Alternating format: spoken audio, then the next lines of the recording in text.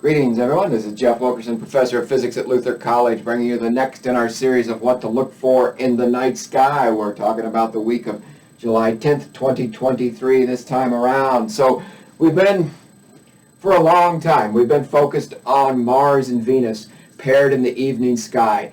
They continue to separate. Mars is moving, they're still in prograde motion, but Mars is moving more quickly through Leo. And by the end of the week, this week coming up, they'll be separated by, I think, about 7 degrees. You know, there are maybe 4.5 degrees to start the week. So that separation is growing as Venus is thinking about heading into retrograde motion there. So this whole region of the sky, we're about to stop talking about it because this entire region of the sky is slipping into the sunset. It's getting harder and harder to see. Right now, by the end of the week, Mars sets less than 2 hours after sunset, and Mars isn't real bright right now, and so Mars isn't that easy to see in that sunset glow. You got to get out there at just the right time, and you got to have a pretty good western horizon. So I hope you've enjoyed observing Venus and Mars this spring and summer, and it's time to turn our attention to other things. As the moon wanes away this week, the evening of the 10th, really the morning of the 11th, the moon will be sitting about 5 or 6 degrees below Jupiter, and it'll be about a third full, a little more than that, a little more than 35% full, at my time, before sunrise on the 11th. And so you could get a chance to see Mars with Jupiter. Now the next morning, the evening of the 11th into the morning of the 12th, so this is Wednesday the 12th, early in the morning, the moon will have waned away to about 25% full, so a nice beautiful crescent moon, and it'll be about 4 degrees south and maybe west of Uranus. And so this is a great opportunity to find the planet. If you haven't observed the planet before, they should appear in the same binocular field of view, and Uranus should be one of the brightest objects, if not the brightest object in that binocular field of view other than the moon. So if you get out there with your binoculars, check out the moon and look for a sort of greenish bluish dot that's glowing above and to the left of the moon right there, and maybe you'll have a chance to observe Uranus this week. So this is a good opportunity. We point these out every now and then. The moon slides by these outer planets. These outer planets are hard to find. If you haven't seen them before and you don't know exactly where you're looking, it's a little bit hard to find these things sometimes, and the moon helps to be a guide. Oftentimes, the problem is the moon's so bright and big, it washes them out. They're not that easy to see. And if a moon gets too close and it's too bright, you have a really hard time finding that planet. But this should be just about a perfect setup for us on Wednesday morning, here in North America at least. Everybody, really, because it's not, at some point the orientation will be different from this, but at some point everybody's going to see the moon in the same binocular field of view as Uranus. So that's what we got with the planets this week and the moon.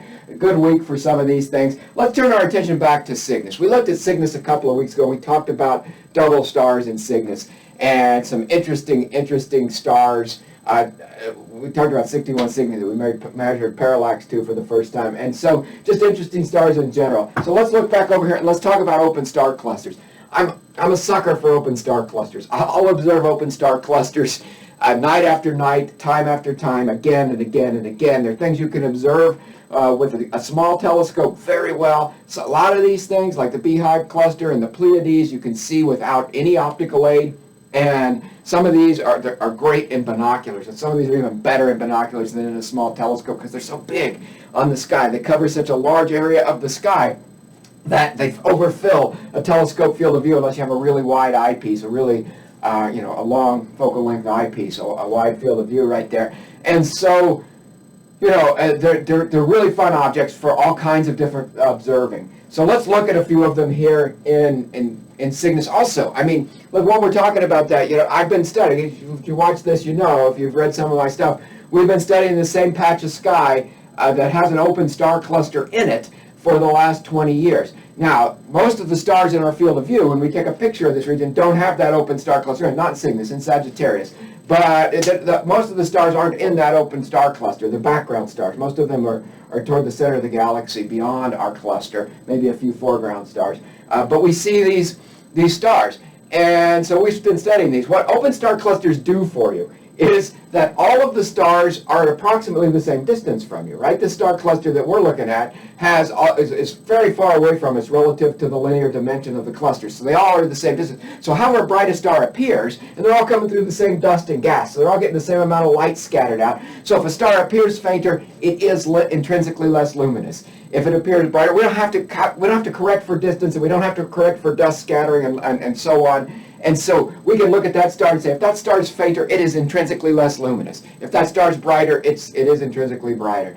And so that's one great thing. Plus, they're all born at the same time out of the same cloud of gas, and so they're the same age and have roughly the same chemical composition. So anything that's different about them has to do with how they've evolved over time. And so this is really important for us understanding stellar evolution, is looking at these open star clusters. So it's fun to be a part of that, to look at that. You know, I'm working right now with some students trying to look at our field of view to estimate the probability of cluster membership. We have about 1,600 stars in our field of view, and we're trying to estimate the probability of cluster membership for all of those stars. Most of those stars, 1,200 of them, are going to have 0% chance of being in the cluster. But some of them are obviously in the cluster, better than 95% chance of being in the cluster. And then we're trying to figure out the ones in between. And we're doing that by looking at these color magnitude diagrams, plotting how bright the star is on this axis versus its color down here. And we see all of this background mess of stuff, but the main sequence of our cluster comes bursting right out of the top of that. And so those stars, you're not going to get that pattern. That's a main sequence pattern that tells you that only works if these stars are all the same distance from us. So this apparent magnitude, how bright the star appears, is equivalent to how bright the star is. Then you get this structure that you expect to see right here. So we look at those stars and we say, yeah, those are cluster members. And then where this merges with the background of more distant stars, we have to do a little bit of work to try to understand what the probability of a star in here is. And so it's a fun project, great project for students, great project for students, and I'm having fun working on it with them this summer. One of several projects we have going on, but that's an aside. You came here to listen, to think about looking at the night sky. We've already talked about it a little bit, but let's get back to Cygnus. So Deneb, the bright star, we've talked many times. Deneb, tail, Arabic word for tail of the swan. Here, Satyr is here, this star in the middle of the Northern Cross. Here, right next to it, within 2 degrees, just below is bright star cluster M29. Not one of my favorite star clusters, but all star clusters are great.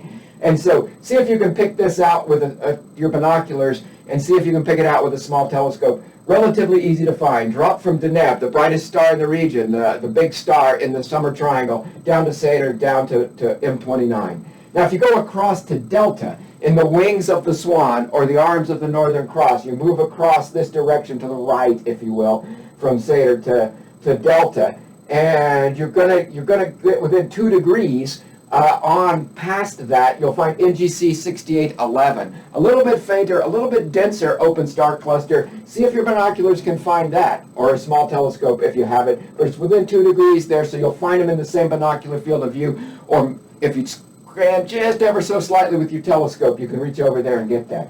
Now, if you'd have a line that connects Eta, so you drop from Deneb to Satyr down to Eta, this direction, and now you draw a line from Delta to Eta.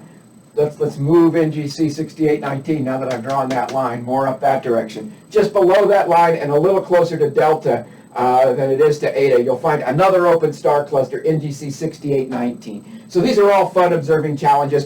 See if you can find them. Compare them one to the other. Think about their what we know about them this way, and then just kind of see which ones you appreciate, which ones you enjoy looking at more, which ones are more visually appealing to you. And then we have one more that we can look at. If you go from Epsilon, the other wing of the swan, the other arm of the cross, up to Deneb, and then on up to a star Rho, up this direction, you'll find M39. M39 is a little bit, so go Epsilon up to Deneb, and then move on up a little bit, not quite a bit of an obtuse angle, not quite a right angle, but a little bit greater than a right angle, and a little bit less than this distance. You come to M39. And M39 is just about 3 degrees away from Rho. Rho is a 4th magnitude star. So it's a star you can see with your naked eye without any optical aid if you've got decent skies.